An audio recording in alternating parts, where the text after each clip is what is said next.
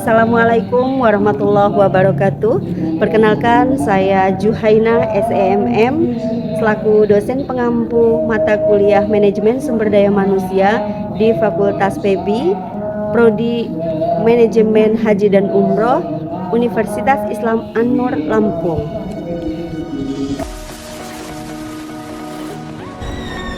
Assalamualaikum.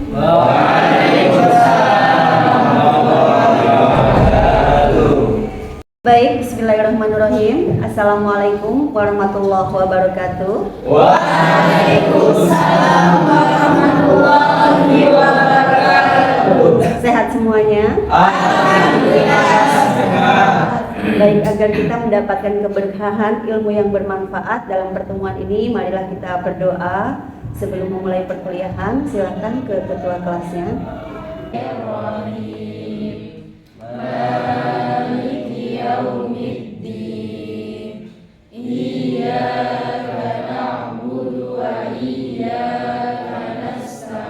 Ya, siang hari ini kita akan melanjutkan pertemuan kita yang kemarin sudah kita buka ya di materi yang pertama dari kontrak kuliah. Kemudian kita sudah membahas secara keseluruhan terkait dengan manajemen sumber daya manusia secara keseluruhan gitu ya. Nah, Ibu ingin review kembali terkait dengan manajemen. Saudara kan sudah seringkali mempelajari manajemen, dasar-dasar manajemen sudah ya, sudah belajar? Sudah.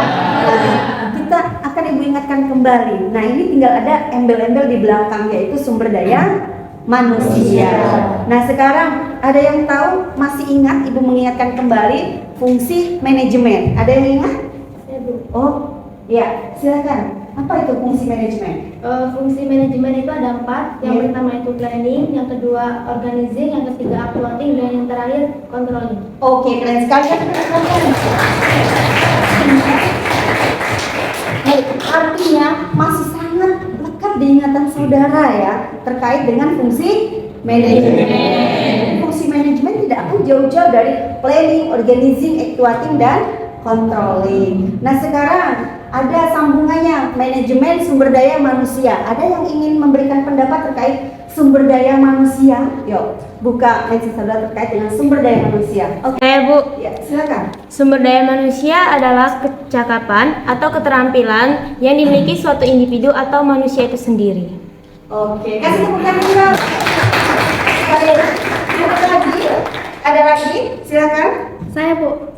Sumber daya manusia adalah satu faktor yang sangat penting, jadi tidak dapat dilepaskan dari suatu organisasi maupun perusahaan. Wih, keren banget.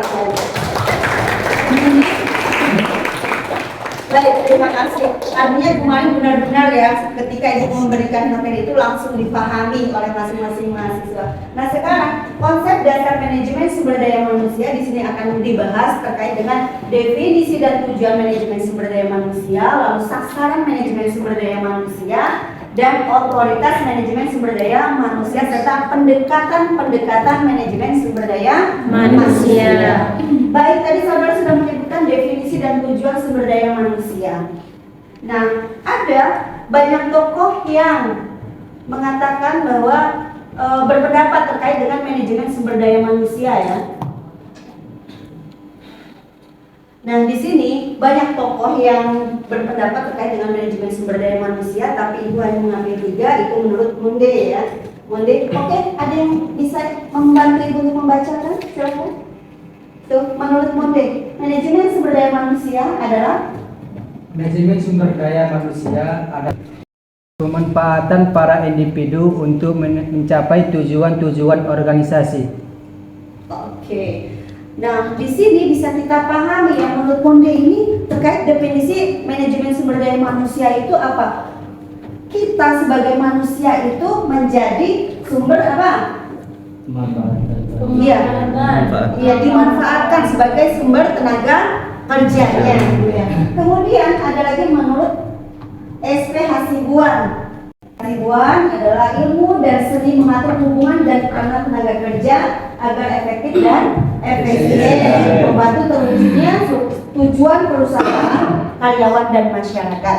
Nah, di sini ada lagi yang berpendapat menurut Gary Dessler. Nah, di sini manajemen sumber daya manusia itu adalah sebuah proses, ya, sebuah proses manusia, ya, proses untuk memperoleh, melatih, menilai, dan memberikan kompensasi kepada karyawan, kemudian memperhatikan kerja mereka, kesehatan, keamanan, dan masalah keadilan. Di sini, menurut pendapat Gary Dessler ini, itu kalau kita pikirkan lebih memanusiakan manusia, karena kita sangat dihargai dan dipikirkan oleh sebuah organisasi tersebut dengan kesehatannya, kemudian keamanan, kemudian terkait dengan keadilan.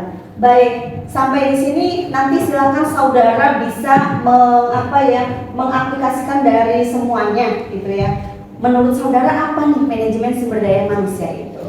Oke. Sekarang kita ke tujuan.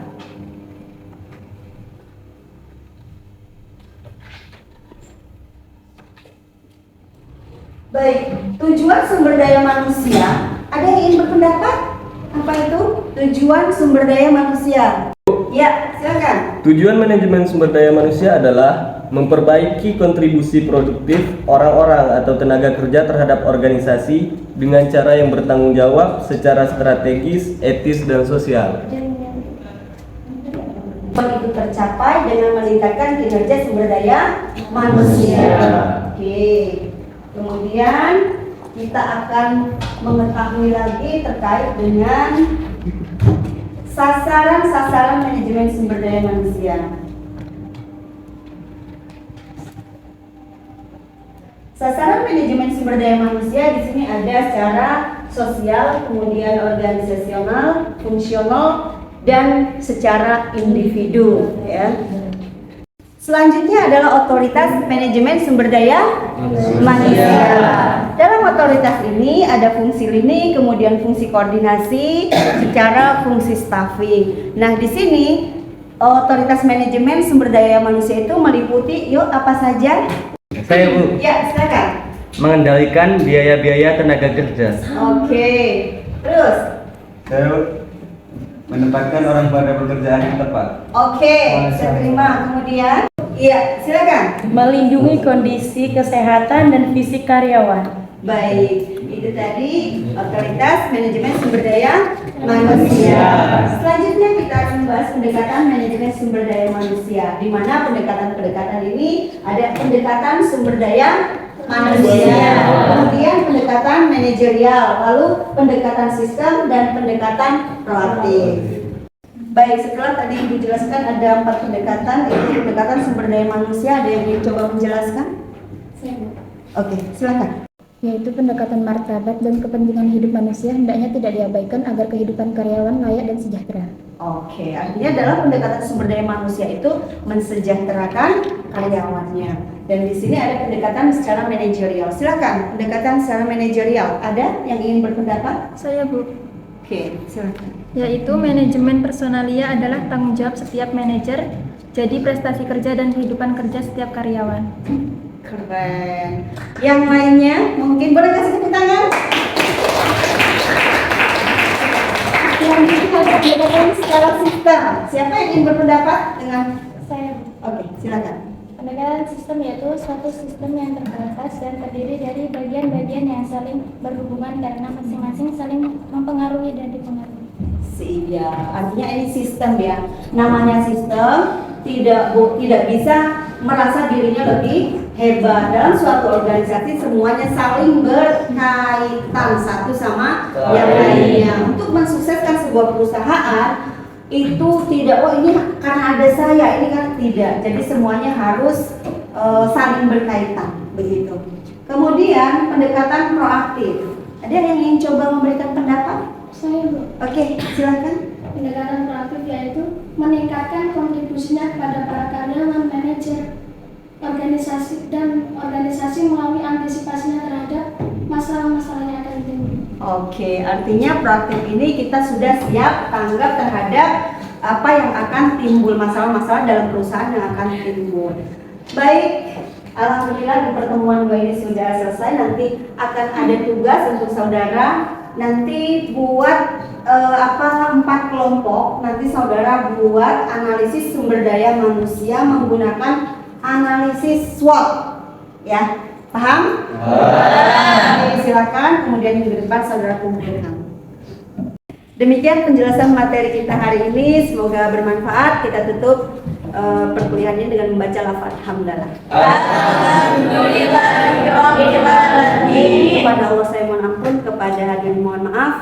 Wallahul muwaffiq ila aqwamit thoriq. Wassalamualaikum warahmatullahi wabarakatuh. Waalaikumsalam warahmatullahi wabarakatuh. Angel kuote lah.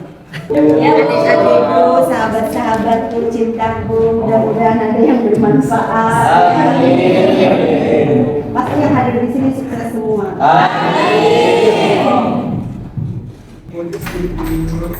Terima kasih.